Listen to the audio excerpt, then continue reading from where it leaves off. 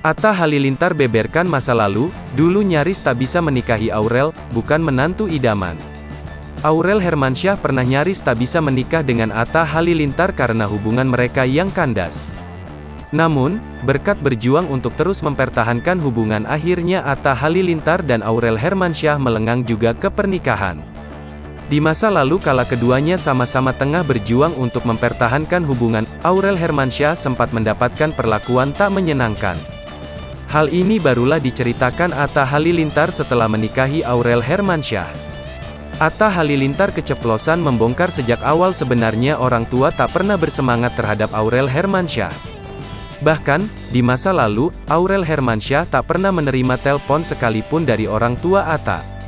Bermula cerita ini di kanal YouTube tanggal 11 April tahun 2022, ketika suami Aurel Hermansyah berbincang dengan Fairuz Rafiq dan Sony Septian.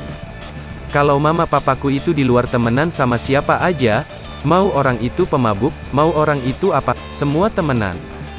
Tapi kalau ke anak-anaknya beda, kalau ke anak-anaknya tuh bener-bener straight, ucap Atta Halilintar. Kemudian Atta Halilintar tak sengaja membongkar sikap kedua orang tuanya kepada Aurel Hermansyah sebelum mereka menikah. Konon Anofil Asmit dan Lenggo Geni Faruk bersikap cuek kepada Aurel Hermansyah. Sampai-sampai mereka enggan menelpon Aurel Hermansyah hanya karena belum halal dalam ikatan pernikahan. Kemudian Atta Halilintar akhirnya mengaku sempat didiamkan oleh kedua orang tuanya ketika masih pacaran dengan Aurel Hermansyah. Atta Halilintar memang menyebutkan bahwa Anofil Asmit dan Lenggo Geni Faruk bukan menganggap Aurel Hermansyah sebagai menantu idaman, sebelum dirinya menikah dengan Aurel Hermansyah. Konon alasan pondasi agama yang membuat Anofil Asmit dan Lenggo Geni Faruk sempat bersikap dingin dengan Aurel Hermansyah. Beruntungnya, seiring waktu, Aurel Hermansyah memperlihatkan perubahan pada dirinya.